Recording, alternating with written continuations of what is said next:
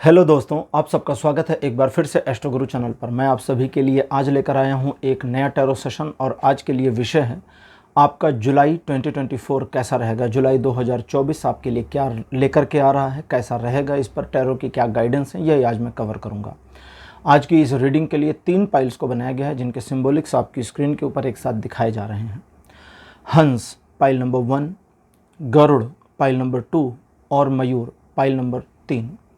ये तीनों 3 डाइटीज़ यानी कि जो देवी या देवता होते हैं उनके वाहन हैं। हंस माता सरस्वती का वाहन, गरुड़ भगवान विष्णु का वाहन और मयूर श्री कार्तिकेय का वाहन।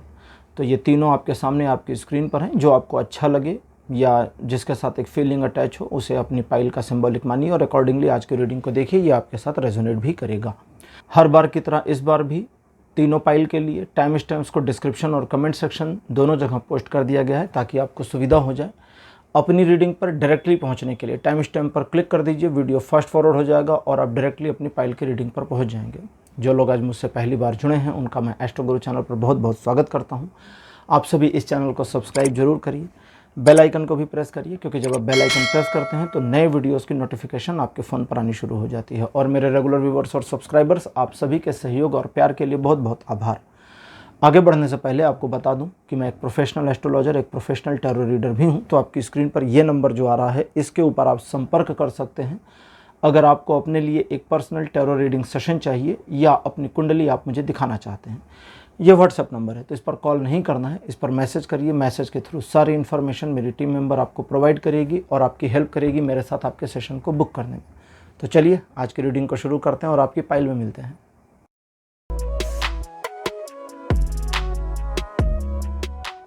हेलो पाइल नंबर 1, आप सबका स्वागत है आपकी रीडिंग में। आपने हंस को चुना था एज अ पाइल सिंबॉलिक। मेरे बगल में हंस की फ़ोटो लगा दी गई है। चलिए शुरू करते हैं आज की रीडिंग और देखते हैं कि आपके लिए जुलाई 2024 का महीना कैसा रहने वाला है, क्या लेकर आ रहा है। कार्ड नंबर 1 आपके लिए अपीयर हुआ है page of swords. Second position पर आपके लिए है द स्टार। कार्ड नंबर 3 है page of wands. Fourth number पर आपके लिए है 8 ऑफ कप्स और अंतिम कार्ड आपके लिए अपीयर हो रहा है, ये है 8 ऑफ पेंटिकल्स।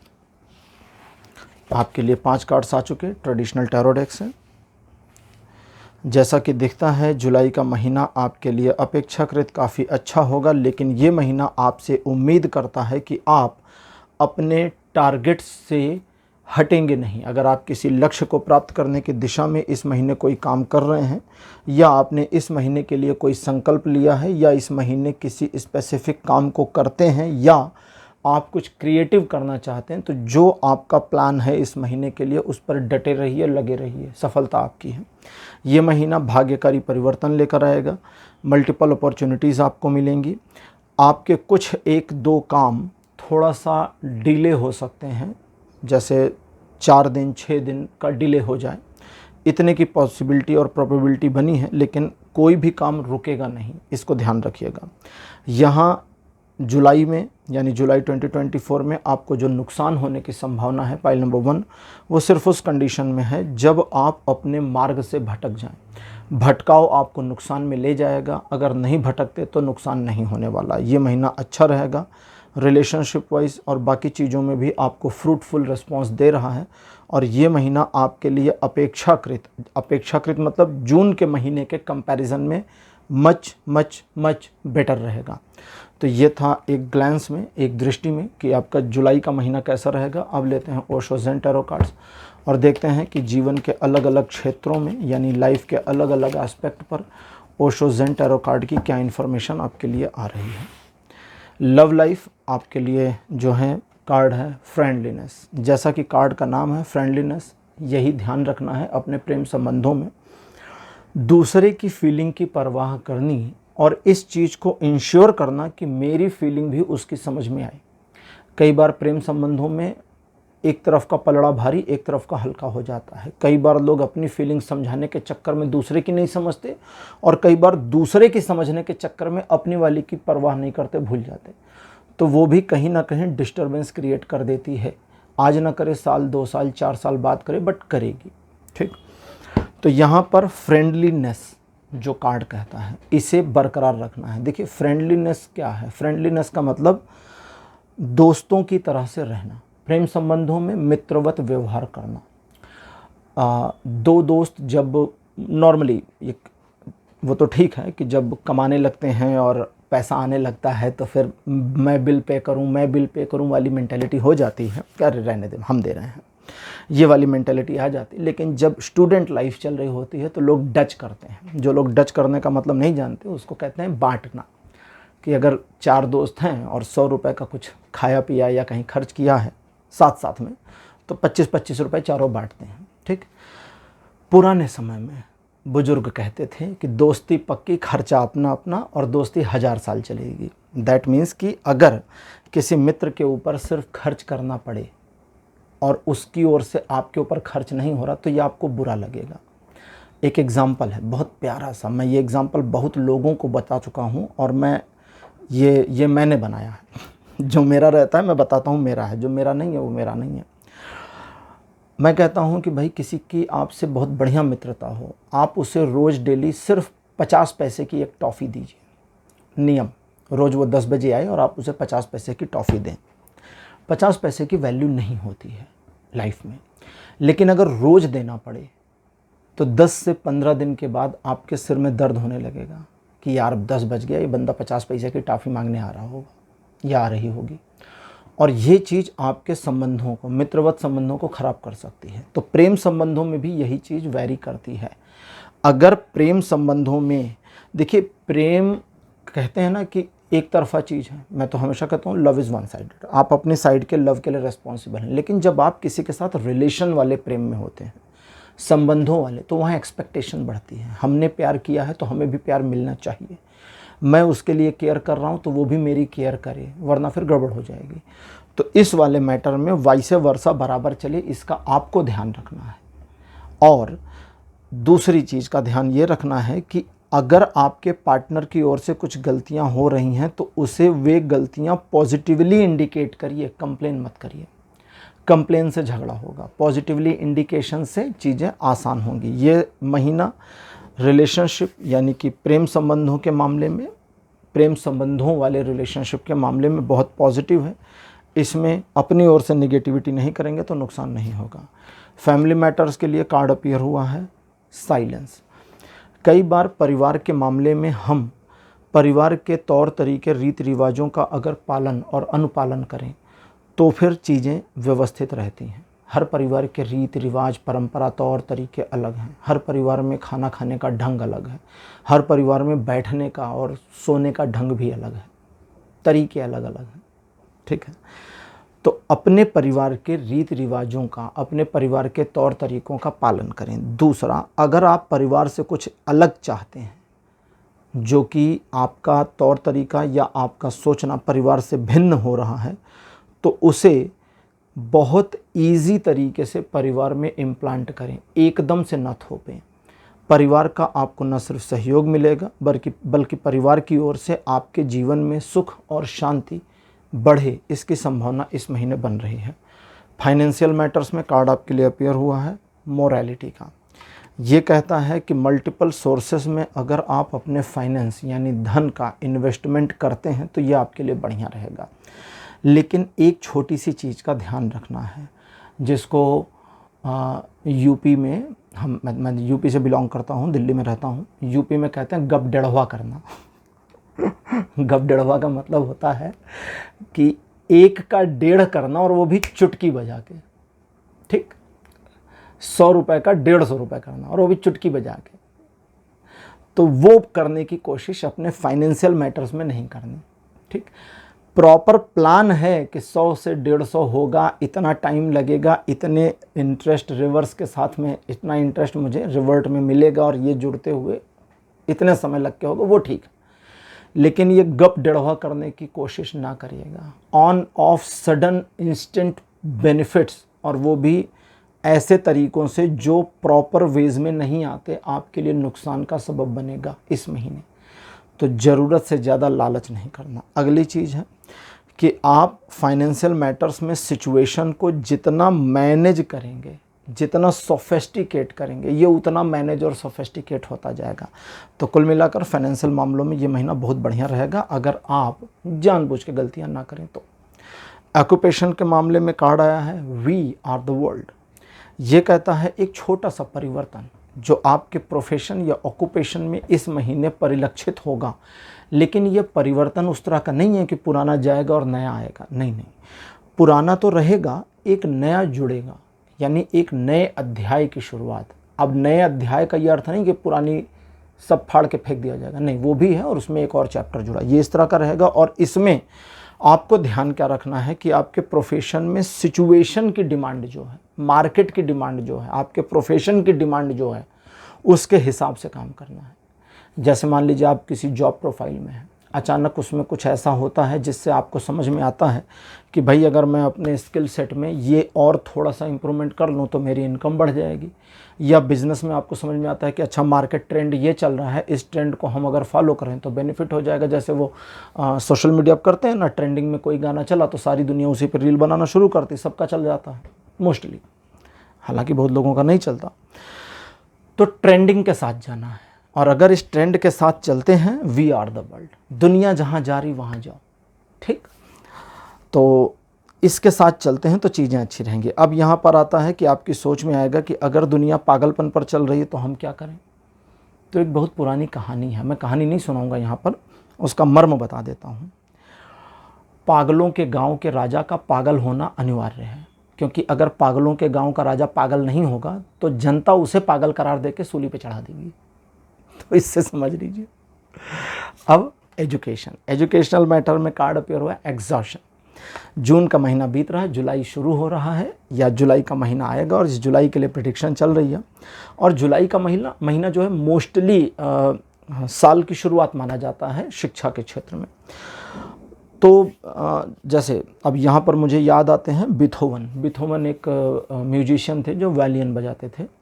उनके बारे में कहते हैं कि वे सिखाते भी थे और उनका चार्ज था 1000 मार्क पर स्टूडेंट। वो फ्रांस के थे तो वहाँ मार्क चलता है, वहाँ के रुपए को मार्क कहते हैं।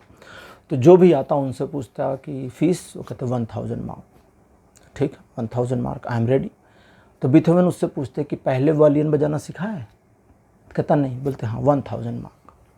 और अगर उसने कहा नहीं हमने सीखा है, 3 महीने 6 महीने साल भर का कोर्स किया है, लेकिन हम आपसे सीखना चाहते हैं, तो कहते 2000 मार्क्स, डबल चार्ज। तो लोग पूछते डबल काहे को, कहते जो पुराना सीखा है उसे भुलाना पड़ेगा। पुराना वाला जब तक मैं मेहनत ना करूं कि तुम भूल जाओ तब तक तुम नया नहीं सीख पाओगे। मैं जो सिखाऊं वो समझ में नहीं आएगा क्योंकि तुमको पहले से आता है, ये गड़बड़ हो गई। तो ये कहता है एग्जॉशन। आप अपने दिमाग को एजुकेशनल मामलों में इम्प्रूवली इंस्टॉल करने के लिए अगर सचमुच प्रयासरत हैं या चाहते हैं तो आपको अपनी समझ पर पड़े पर्दे को हटाना होगा या अपनी समझ पर पड़ी धूल को झाड़ देना होगा ताकि पुराना हट जाए और फ्रेश माइंड से आए। इसे जब हमारे आचार्य विद्यालयों में समझाते हैं तो वे कहते हैं कि भरे हुए घड़े में हम और पानी नहीं डाल सकते। एक विद्यार्थी को खाली घड़ा जैसा होना चाहिए जिसमें जगह है और ज्ञान के जाने की, और पहले से ज्ञान से लबालब है तो ऊपर से जो डालेंगे वो सब बह जाएगा। तो यही करना है इस महीने, ठीक। ये करना सुनने में या मेरे समझाने में जितना आसान लगा, करने में बड़ा मुश्किल है। क्यों मुश्किल है? क्योंकि हम अपने ज्ञान से कम नहीं हो पाते। एक व्यक्ति जो अपने आप को ज्ञानी समझे, उसे अगर कोई कुछ बताने लगता है तो कहता है अरे हमको पता है, पहले से पता है, पहले से पता है, सब आता है, सब मालूम है, सब हमने पढ़ रखा। सुनना चाहिए, क्योंकि जो आपने पढ़ रखा उस पर दूसरे का परसेप्शन अलग भी हो सकता है। भारत में शास्त्रार्थ इसीलिए होते थे ना कि जो ब्रह्म सूत्र हैं या जो वेदों के सूत्र हैं, वेदों के ऊपर शास्त्रार्थ हो रहे हैं, उसी एक सूत्र के ऊपर मेरी समझ क्या कहती है और उनकी समझ क्या कहती है, यही तो मामला है। तो सुनने की ज़रूरत है। तो यहाँ अपने आप को निखारिए। अब हेल्थ की बात करते हैं। हेल्थ रिलेटेड मैटर्स में कार्ड अपीयर हुआ है क्लींजिंग द पास्ट। ये कहता है कि अभी तक आपकी हेल्थ में आपने जो भी गलतियाँ करी उसका गिल्ट मत लीजिए। जैसे मान लीजिए आप अपना वज़न घटाना चाहते हैं, मान लीजिए, या आप मॉर्निंग वॉक पे जाना चाहते हैं, नहीं कर पा रहे हैं। अब आपने सोचा यार हमने तो 20 साल से मॉर्निंग वॉक नहीं करी है, क्या ही कर पाएंगे, तो नहीं कर पाएंगे। भाई 20 साल से नहीं करी तो क्या ही कर पाएंगे। तो हमने तो अपने जीवन में कभी 2024 नहीं देखा था, साल 2024 हमने कभी नहीं देखा था ना, लेकिन हमने देखा। साल 2025 अभी हम में से किसी ने देखा है? नहीं देखा है। 6 महीने 7 महीने बाद हम उसे भी देख लेंगे। तो हर चीज़ हमारे जीवन में नई हो जाती है। तो आप अपने पास्ट से छूटे, नए के स्वागत के लिए तैयार रहें और अपने माइंड को सचमुच डिस्टर्बेंस में ना डालें। डिस्टर्बेंस में न डालने का मतलब अपने आप में सेल्फ गिल्ट लेना बंद कर दें हेल्थ रिलेटेड मैटर्स में। लाइक आपको अगर डॉक्टर ने किसी चीज़ को मना किया है, जैसे डायबिटिक है कि मीठा मत खाना, छूट ही नहीं रहा, तो अगर ये सोचेंगे कि यार मुझसे तो ये छूट नहीं सकता, तो सच में नहीं छूट पाएगा। आपको बस ये सोचना है कि भाई इसे आज से हम नहीं लेंगे, दैट्स इट। संकल्प, देखिए ये जो कहता है उसका अर्थ है कि आप अपनी संकल्प की शक्ति को अगर इस्तेमाल करते हैं तो फिर अपने हेल्थ रिलेटेड मैटर्स में इम्प्रूव कर पाएंगे, वरना नहीं। संकल्प, जैसे मैं भी डायबिटिक पेशेंट्स के लिए कह रहा था या जिसके लिए भी है, आप अगर किसी चीज़ को छोड़ना चाहते हैं या किसी चीज़ को ऐड करना चाहते हैं, संकल्प करिए ना कि मुझे ये चीज़ ऐड करनी है अपनी डाइट में या अपने रूटीन में, ये ऐड करना है या छोड़ना है। संकल्प के साथ रखिए। संकल्प का मतलब कसम खाना नहीं होता। संकल्प का मतलब होता है मैंने स्वयं में प्रण लिया। अपने साथ ईमानदार रहने की कोशिश करिए, दूसरे के साथ नहीं। बस हो गया काम। तो पाइल नंबर 1 ये थी आपकी आज की रीडिंग कि आपका जुलाई का महीना कैसा रहेगा। रीडिंग आपको कैसी लगी, अपने एक्सपीरियंस, अपने अनुभव कमेंट सेक्शन में ज़रूर लिखिएगा। इस वीडियो को लाइक करिए, शेयर करिए और चैनल को सब्सक्राइब करना मत भूलिएगा। अगले वीडियो में आपसे फिर मिलूँगा। Bye bye.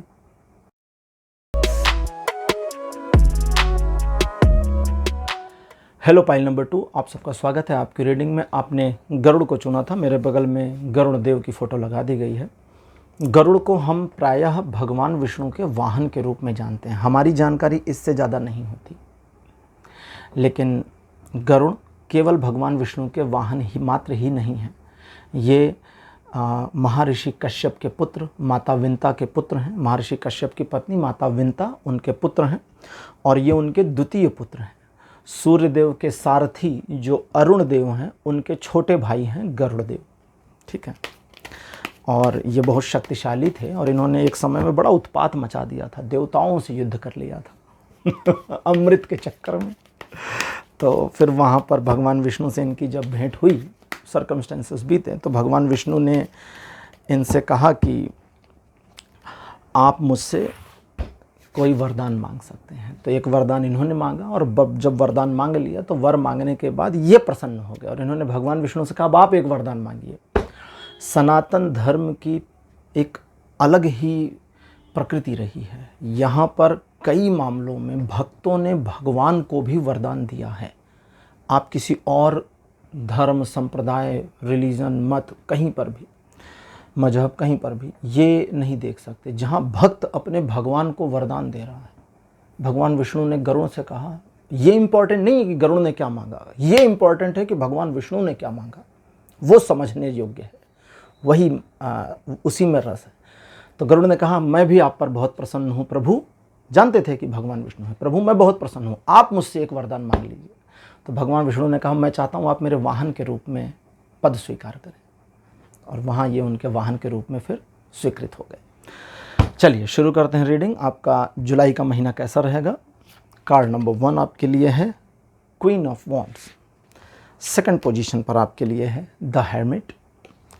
Card number 3 7 of cups. Card number 4 6 of cups और अंतिम कार्ड आपके लिए अपेयर हुआ है 10 ऑफ पेंटिकल्स। तो 5 कार्ड्स आपके लिए अपेयर। जुलाई का महीना आपको भ्रमित कर सकता है, पाइल नंबर 2, और आपको एक ऐसी ऊहापोह की स्थिति में, असमंजस की स्थिति में डाल सकता है जहां आप कंफ्यूज हो जाएं कि मुझे ये करना चाहिए, नहीं नहीं नहीं, वो करना चाहिए, नहीं नहीं नहीं, मैं ऐसा करूं तो ठीक रहेगा, अच्छा वो वाला ठीक रहेगा, उसने जो सजेस्ट किया वो सही है। कंफ्यूज। इस कंफ्यूजन से बचना होगा। सबसे पहले कैसे इस कंफ्यूजन से बचने के 3 तरीके हैं। सबसे पहला आप सेल्फ एनालिसिस करें कि भाई आपको क्या चाहिए। कई बार हम ना अपने जीवन में इस चीज़ से बहुत कंफ्यूज रहते हैं कि हम क्या चाहते हैं, हमें क्या चाहिए। जैसे वो लोग सोशल मीडिया पर डालते हैं ना, या यूं ही पूछते हैं कि अगर तुम्हें वो चिराग का जिन्न मिल जाए, मांगो 3 विशेष क्या है, तो क्या मांगोगे। लोग कंफ्यूज हो जाएंगे कि अरे हम क्या मांगेंगे। कुछ लोग कहते हैं कि हम पहली विश मांगेंगे कि 1000 विश मिल जाए। ये पागलपन है। 3 की लिमिट है, 3 क्या मांगोगे। खुद को पता ही नहीं है लोगों को कि हम 3 मांगेंगे क्या। 3 की आवश्यकता नहीं है, 1 से काम चल जाएगा, 1 से काम चल जाएगा। लेकिन वो 3 ललचाने के लिए है और लोग उसी में फंसते हैं। तो सबसे पहला सेल्फ एनालिसिसमेंट कि मुझे क्या करना है इस जुलाई के महीने में चीज़ों को मैनेज करने में। जैसे आपका अपना जो माइंडसेट है, जो इंटरनल माइंडसेट है, जिसे आप अपनी समझ कहें या कहें कि अंतर आत्मचेतना, वो होगी कि बस आप अपने काम जो भी आपका है उसमें सफलता प्राप्त करें और आपने प्रीवियस टारगेट्स जो बनाए थे उसको पूरा कर लें। तो उनसे संबंधित मामले हो सकते हैं या कुछ भी हो सकते हैं। तो सेल्फ एनालिसिस पहला तरीका है। दूसरा तरीका है कि जब आपकी बिल्कुल समझ में नहीं आ रहा तो किसी की नकल करिए। Follow someone. ठीक, जैसे मान लीजिए आप बिजनेस में हैं। अब बिजनेस में आपको क्या करना चाहिए आपकी समझ में नहीं आ रहा, कंपटीटर को फॉलो करिए ना। दिमाग मत लगाइए। अपने कंपटीटर, आपके व्यापार में आपकी दुकान का कोई एक कंपटीटर दुकानदार होगा, भले वो आपके सामने हो, पड़ोस में हो, या 4 गली 6 गली छोड़ कर हो। ठीक, कहीं से तो कंपटीटर माइंडसेट लेंगे ना कि भाई मेरा बच्चों के कपड़ों का दुकान है, 4 गली दूर बच्चों के कपड़ों की एक और दुकान है, तो आप उसे कंपटीटर मानिए, उसको फॉलो करिए। यह है नकल करना। लेकिन नकल करने में अकल की ज़रूरत होती है, समझदारी की ज़रूरत होती है। ठीक, तो जैसा जैसा वो करें वैसा वैसा करिए। आप ऑफिस में हैं, आप जिस पोजीशन जिस प्रोफाइल को देख रहे हैं, सेम पोजीशन सेम प्रोफाइल को कोई और भी देख रहा है, फॉलो करिए उसको। कोई नहीं है, आपका सीनियर है, अपने सीनियर को फॉलो करिए, उसके तौर तरीके अपनाइए। तो ये दूसरा तरीका है। और तीसरा है कि आपके सामने जो मल्टीपल अपॉर्चुनिटीज़, हम उसे अपॉर्चुनिटी कहेंगे, आप कन्फ्यूज़न कहिए, मैं अपॉर्चुनिटी कह रहा हूँ क्योंकि ये अपॉर्चुनिटी कहते हैं। तो वो कन्फ्यूजिंग मल्टीपल अपॉर्चुनिटीज़ हैं, उनमें से नॉर्मल से थोड़ा डिफ़िकल्ट वाला चूज़ कर लीजिए। एक तो है नॉर्मल, जिसको आपको पता है कि यार हमें ये टारगेट लेना चाहिए। उदाहरण से समझेंगे। जुलाई के महीने में आपने प्लान किया कि भैया हमको ना मेहनत करनी है और इस महीने 50,000 रुपये इकट्ठा करना है। ठीक, तो ये तो अगर आपने सोचा कि भाई 50, हाँ ठीक है 50 हो जाएगा, 50 कर लेते हैं, 50,000। या कुछ लोगों का 20,000 हो सकता है, किसी का 10 हो सकता है, किसी का 50 लाख या 50 करोड़ भी हो सकता है, जो भी है। हम एक रफ उदाहरण लेके चलते हैं, मिडिल में 50,000 का। तो ये कहता है कि अब वो जो 50,000 का आपने एक माइंडसेट लिया, उसे जरा एनालाइज करिए तो आप देखेंगे कि ये एक नॉर्मल टारगेट है। ये ना बहुत भारी है ना बहुत हल्का है, नॉर्मल है। तो ये कहता है इससे थोड़ा ऊपर का ले लीजिए, यानी कि 75-80 का कर लीजिए। सीधे 2 लाख का, 1 लाख 2 लाख का मत करिए, थोड़ा सा बढ़ा लीजिए। और उसे अचीव करने में ये महीना पूरा आपकी मदद करने वाला है, कंप्लीट 100%। यही इस महीने का सार है एक ग्लैंस में। अब लेते हैं ओशो ज़ेन टैरो कार्ड्स और देखते हैं कि जीवन के अलग अलग क्षेत्रों में, यानी लाइफ के अलग अलग एस्पेक्ट्स पर इनकी क्या राय है, क्या इन्फॉर्मेशन है। लव लाइफ के लिए कार्ड नंबर 1, एग्जॉशन। कहता है देखो, प्रेम संबंधों में अगर आप चीज़ों को नवीन करना चाहते हैं, जैसे कई बार होता है ना कि प्यार प्रेम पर परत चढ़ गई, समय की धूल चढ़ गई, लोग एक दूसरे को बताते ही नहीं कि हमें प्यार है तुमसे, अभी भी गड़बड़ हो जाती है। नए कपल होते हैं, नए कपल 3 महीने हुए, 2 महीने हुए, 1 महीने हुए, 1 साल हुए, 5 साल हुए, उन्हें डाउट होने लगता है कि यार मुझे इससे प्यार काहे को है, पता नहीं है भी कि नहीं है, कन्फ्यूज़न। तो ये कहता है पुरानी धूल को झाड़ने की ज़रूरत है और अपने पार्टनर के साथ बिल्कुल झगड़ा नहीं करना। अगर आप झगड़ा करते हैं, अपने पार्टनर के साथ झगड़ा नहीं करना है, और अगर आप झगड़ा करते हैं तो आपका मन उलझन में जाएगा। आपके पार्टनर का जाए चाहे ना जाए, उसे फ़र्क पड़े चाहे ना पड़े, आपको बहुत बुरी तरह फ़र्क पड़ेगा। और जो आपको फ़र्क पड़ेगा ये आपके दिमाग का कचरा कर देगा। सचमुच में वो कचरा ही कह रहा हूँ मैं। तो उस कचरे से बचने के लिए आपको 2 काम करने हैं। सबसे पहला, कुछ पुरानी बातों को भूल जाइए, और दूसरा, कुछ नए प्यार के फूल खिलाइए। इसको आसान भाषा में समझें, बगीचा बनाया था, बड़ा बढ़िया था, अभी ख़त्म हो गया है, ठीक, तो थोड़ा साफ़ सफाई करिए, निराई गुड़ाई करिए, नए पौधे लगाइए, फिर से फूल खिल जाएंगे। यही करना है। फैमिली लाइफ को लेकर कार्ड अपीयर हुआ है ट्रांसफॉर्मेशन।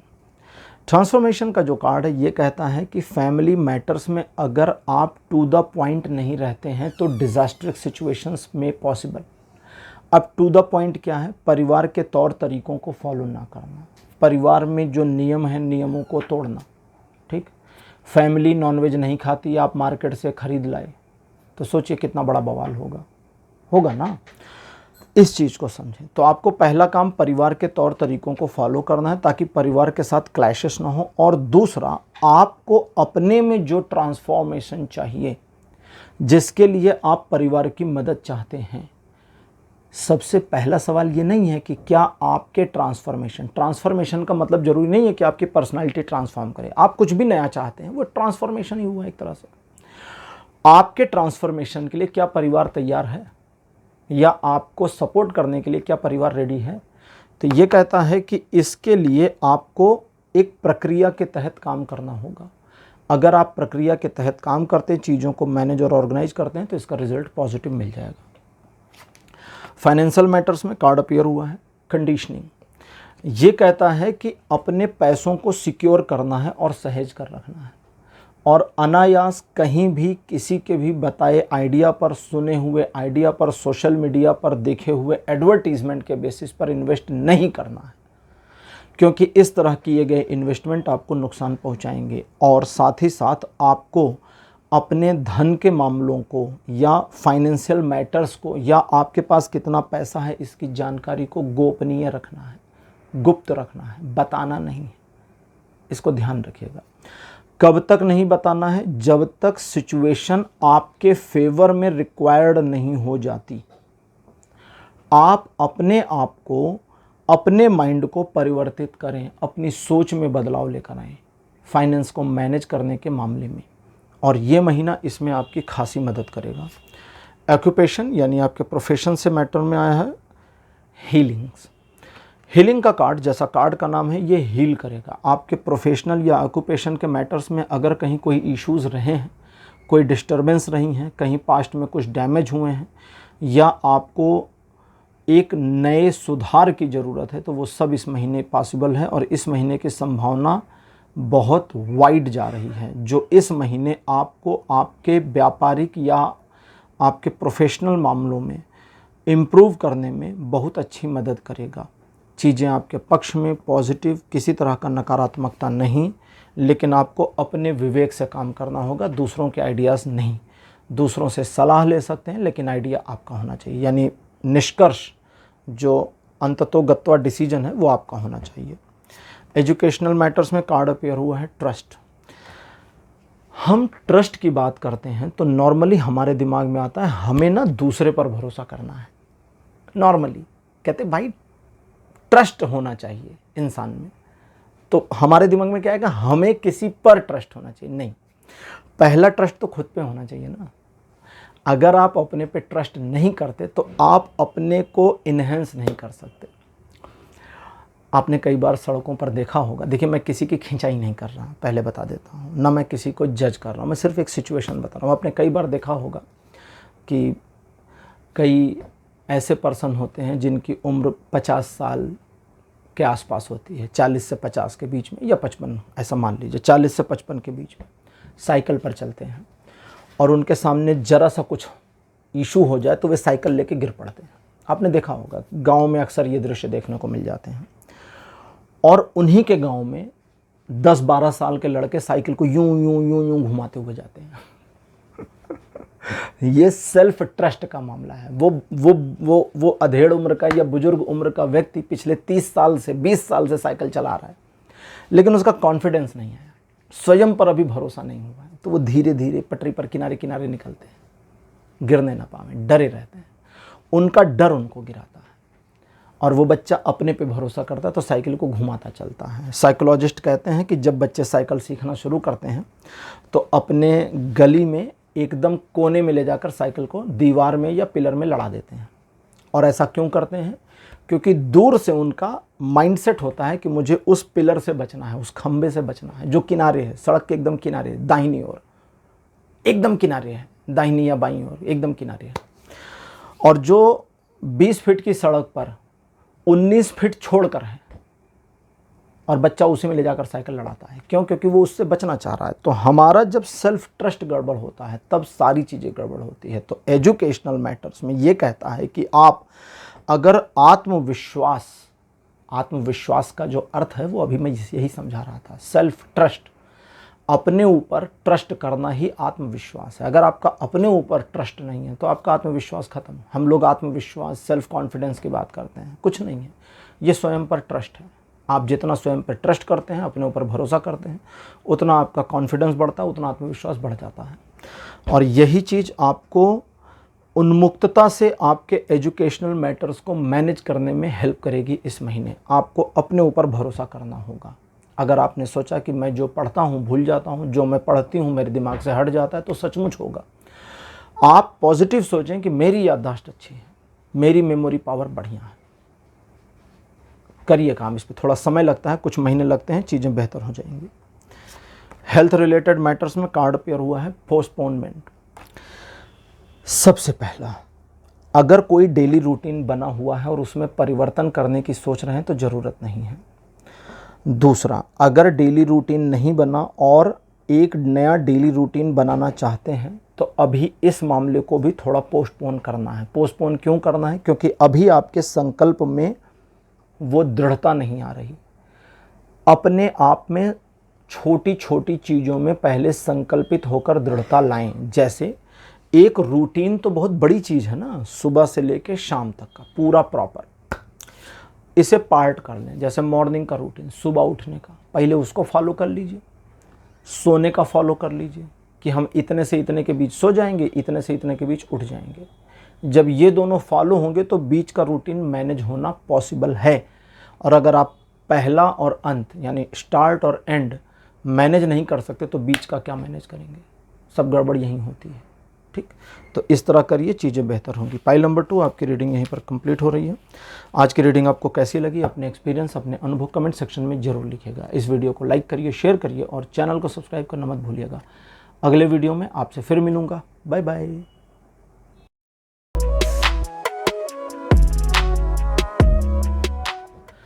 हेलो, पाइल नंबर 3 आप सबका स्वागत है आपकी रीडिंग में। आपने मयूर को चुना था, मेरे बगल में लगा दिया गया है। भगवान शिव के पुत्र कार्तिकेय का ये वाहन है।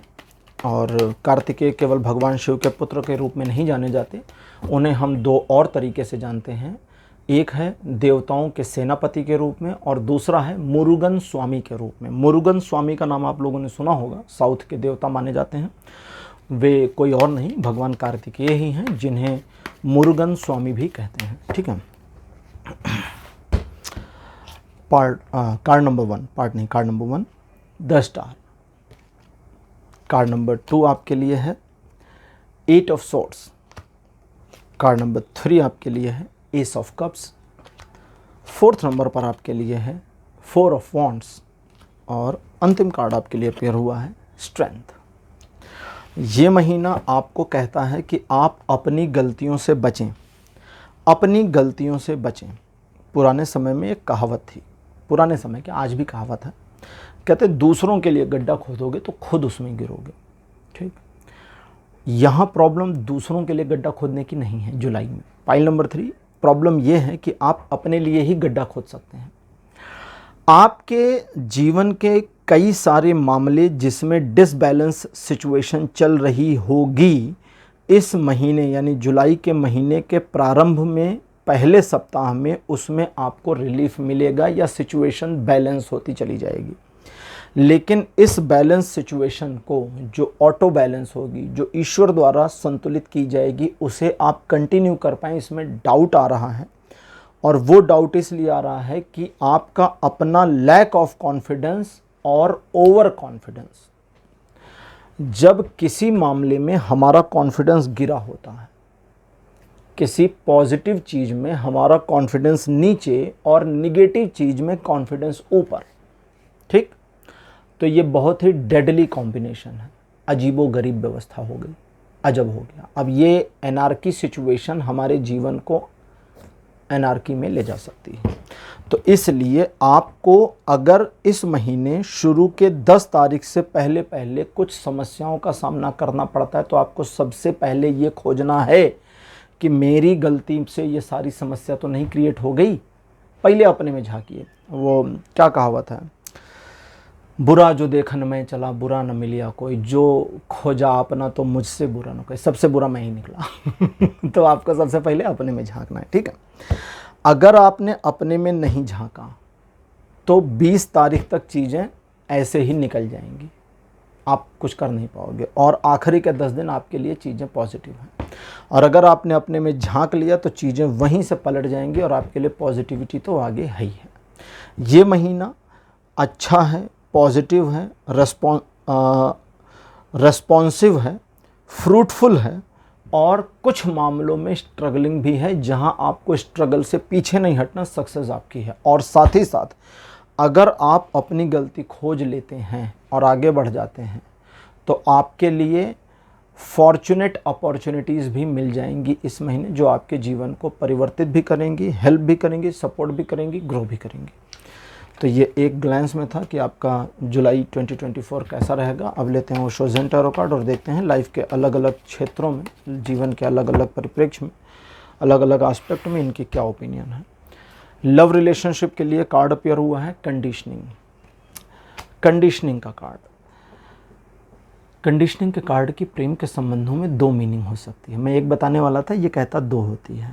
पहली मीनिंग ये हो सकती है कि हम अपने साथी को बदल डालें। मोस्टली लोग यही करते हैं, मुझे जैसा चाहिए मेरा पार्टनर या मेरी पार्टनर वैसी हो जाए, उसे बदलते हैं। ये कहता है आप उसके अनुरूप बने। प्यार है तो प्यार में बहें, प्यार में पिघलें। प्यार में जब तक आप स्वयं को बहाव में युक्त नहीं करेंगे तब तक उस प्यार में आप डूब नहीं सकते। कहते हैं ना, प्यार में डूबना है, तो जाहिर सी बात है ना, उस प्यार में हमने सामने वाले को एक झील माना है, उसी के प्यार में डूब जाना है। डूबना है, तैरना नहीं है। आपने कभी सुना प्यार में तैरना है? नहीं सुना होगा। आपने सुना होगा प्यार में डूबना है। डूबना, डूबना शब्द क्यों यूज किया गया? डूबने का मतलब होता है अपनी परवाह नहीं करनी, अपने अस्तित्व की परवाह नहीं करनी। लाली देखन मैं गई, मैं भी हो गई लाल, वो है ना, जित देखूं तित लाल, लाली देखन मैं गई, मैं भी हो गई लाल। जब तक आप उसके रंग में रंगेंगे नहीं तब तक आप कुछ नहीं पाएंगे। मुमुक्षु, मुमुक्षु एक शब्द आता है ग्रंथों में। मुमुक्षु का मतलब वो व्यक्ति जो मोक्ष चाह रहे हैं। उन्हें मोक्ष के बारे में बहुत नहीं पता होता। कभी किसी से मेरी भी मुलाकात होती है, बात होती, कभी कभी मैं मोक्ष की परिभाषा बताता हूँ, लोग डर जाते हैं। क्यों? कहते हैं हमें जीवन मरण से छुटकारा मिल जाए। छुटकारा मिल जाएगा तो आत्मा परमात्मा में लीन, फिर आपकी आत्मा का अस्तित्व समाप्त। बूंद सागर में गिर गई और सागर हो गई, अब बूंद का अस्तित्व न रहा। आपको तो याद भी नहीं रहेगा कि आप परमात्मा में लीन हो गए। आपकी आत्मा को आभास भी नहीं होगा कि मेरा अस्तित्व भी था। Close, chapter close. वो अल्टीमेट है, वही साल्वेशन है। लोग डर जाते हैं, नहीं नहीं हम रहें। तो यहाँ है कि आप अपने प्रेम संबंधों में इस महीने अगर अपने आप को उसके साथ कंडीशन कर देते हैं तो आप अपने प्यार में वो ऊंचाई टच करेंगे जो आपको डिवाइनिटी का फील करा देगी। उसे फील होगा नहीं होगा पता नहीं, बट आपको फील हो जाएगा। अब ये चाहिए तो करिए, और अगर आप ये सब नहीं करते तो भी आपके प्रेम संबंध इस महीने मधुर, अच्छे, किसी तरह की कोई समस्या नहीं। फैमिली मैटर्स में कार्ड अपीयर हुआ है गिल्ट। ये कहता है कि पारिवारिक मामलों में बेवजह बिना ज़रूरत के एडवाइस ना करें और बिना ज़रूरत के परिवार को किसी भी मामले में ना घसीटें। ज़रा शांत रहें, इत्मीनान रखें, जो चाहते हैं उस पर स्थिर रहें और धीरे से परिवार को अपनी बातें अगर समझानी है तो समझाएं, परिवार का पूरा सहयोग मिलेगा। आपका जोर लगाना परिवार को आपके विरुद्ध कर देगा और आपका प्यार से पेश आना पूरे परिवार को आपके साथ जोड़ देगा। फाइनेंशियल मैटर्स में कार्ड पेयर हुआ है अबंडेंस। अबंडेंस का कार्ड कहता है कि अभी इस महीने आपको पाइल नंबर 3 अगर आप हैं तो अपने फाइनेंशियल मैटर्स में बस चीज़ों को पॉजिटिवली और स्मूथली बनाए रखने की ज़रूरत है। अभी कहीं नया इन्वेस्टमेंट नहीं करना है, किसी नए प्लान पर मत जाइए, और अगर कोई पुराना प्लान बनाया है तो उस पर चले जाइए, अदरवाइज़ नए प्लान पे मत जाइए। ये महीना आपको काफ़ी अपॉर्चुनिटीज़ दिखा सकता है जिस पर आपको कैजुअली विचार करना है, ईगरली नहीं, एकदम परेशान होकर नहीं, आराम से। एक नई अपॉर्चुनिटी मिली इन्वेस्टमेंट करने की, पैसा लगाने की, ठीक है, इस पर विचार करिए, प्यार से विचार करिए, हड़बड़ाइए नहीं। जिसने आपको अपॉर्चुनिटी बताई वो कहते हैं अरे स्कीम ख़त्म हो जाएगी, बोले ख़त्म हो जाने दी, लेना ही नहीं, इस स्कीम में तो घुसना ही नहीं। ठीक, ईजी चलिए, जितना प्यार से चलेंगे, जितना ईजी रहेंगे, जितना मस्त मौला रहेंगे, उतना ये महीना फाइनेंशियल मैटर्स में आपको और सपोर्ट करेगा। जितना जल्दबाज रहेंगे, जितना ग्रीड करेंगे, जितना आग्रही रहेंगे, उतना नुकसान भी करा सकता है। ऑक्यूपेशन यानी आपके प्रोफेशनल मैटर्स पे कार्ड अपेयर हुआ है मैच्योरिटी का। ये कहता है आप अपने प्रोफेशन में अगर कोई बदलाव इत्यादि करना चाहते थे तो वो नहीं करना, कुछ डेकोरेशन करना चाहते थे तो वो करें। आप प्रोफाइल में हैं, प्रोफाइल बदलनी है, नहीं, इस महीने नहीं। उसी प्रोफाइल में नए सर्टिफिकेशंस, नई स्किल सेट की इम्प्रूवमेंट, हाँ कर लीजिए। बिजनेस चेंज करना चाहते थे, नहीं, वो नहीं करना। इसी बिजनेस में कुछ और इम्प्रूव करना, कुछ नए सामान को ऐड करना, प्रोडक्ट ऐड ऑन करना, नई ब्रांच बनाना, हाँ ये सब कर लीजिए। ये महीना इस तरह का है और इसी में आपको ग्रोथ और सपोर्ट देगा, और आपको एडिशनल जो सपोर्ट चाहिए वो डिवाइन का हो, चाहे फैमिली का हो, चाहे आपके अपनों का हो, वो मिल जाएगा। एजुकेशनल मैटर्स में कार्ड अपीयर हुआ है द आउटसाइडर। कई बार ऐसा होता है कि बच्चों का नया साल शुरू होता है, जैसे जुलाई में शुरू हुआ, अब जुलाई का महीना बीता, अगस्त का महीना आते ही बच्चे गाइड, असाइनमेंट, दुनिया भर की चीज़ें खोजनी शुरू कर देते हैं। अरे भैया, एक महीना हुआ, पहले बुक तो पढ़ो, पहले अपना सिलेबस पढ़ तो लो एक बार पूरी बुक को। ठीक, सपोर्टिंग मटेरियल सिर्फ सपोर्टिंग है, मेन तो यही है ना। तो ये कहता है मेन पर फोकस करिए। आपका फोकस जो सपोर्टिंग पे जा रहा है वो सपोर्ट करेगा। सपोर्ट कितना करेगा? 20, 30, कहीं 40%, इससे ज़्यादा नहीं करेगा। आप कभी अपने टीचर से पूछेगा कि भाई जो हम गाइड, असाइनमेंट, फलाना ढिमका, cross solve paper, unsolve paper, ये वो जो सब कलाबाजी जो कर रहे हैं, ये कितना % हमारे सिलेबस में इम्पैक्ट करता है मेन बुक के अलावा? टीचर कहेगा 30-40%, ज़्यादा से ज़्यादा, मैक्सिमम।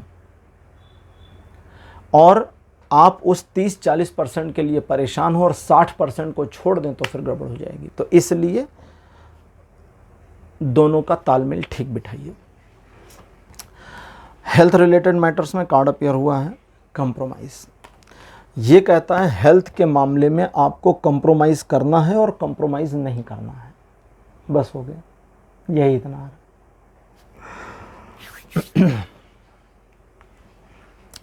भगवान बुद्ध की एक कहानी है, कहानी मैंने सुनाई है, कहानी का जो टाइटल है उसका नाम है कि आज का प्रवचन समाप्त हुआ। उसका लिंक नीचे डिस्क्रिप्शन में दे रहे हैं, कहानी को सुनिएगा। वो कहानी याद आ गई, ये जो रीडिंग आई है, क्योंकि ये कहता है कंप्रोमाइज़ करिए हेल्थ में और कंप्रोमाइज़ मत करिए। जिन मामलों में आपको पता है कि यहाँ पर मुझे हेल्थ रिलेटेड मैटर्स में कंप्रोमाइज़ करना है, मैं तला भुना नहीं खाऊं, मैदा ना खाऊं, हैं, बर्गर पिज्ज़ा ना खाऊं, इस महीने आपने ये संकल्प लिया और घर वालों ने पिज्ज़ा ऑर्डर कर दिया, तो फिर कंप्रोमाइज़ करिए, खिचड़ी खा लीजिए, फिर कंप्रोमाइज़ करना है। ठीक, और इसी तरह से जहाँ पर आपको पता है कि मुझे यही करना चाहिए, जैसे आपने एक रूटीन बनाया, सुबह इतने बजे उठेंगे, एक्सरसाइज करेंगे, मॉर्निंग वॉक पे जाएंगे, इतना सुबह खाएंगे, शाम को ये खाएंगे, उसमें कंप्रोमाइज़ मत करिए। अगर आपने सोचा है कि हम आधा घंटा एक्सरसाइज करेंगे घर पे, तो फिर आधा घंटा करिए घड़ी देख करके ना, वहाँ कंप्रोमाइज़ मत करिए कि नहीं जी आज तो चलो 15 मिनट में काम ख़त्म, नहीं ये नहीं करना है।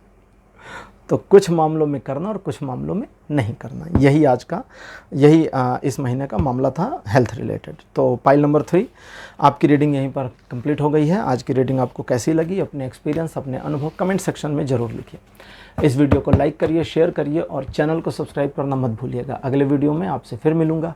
Bye bye.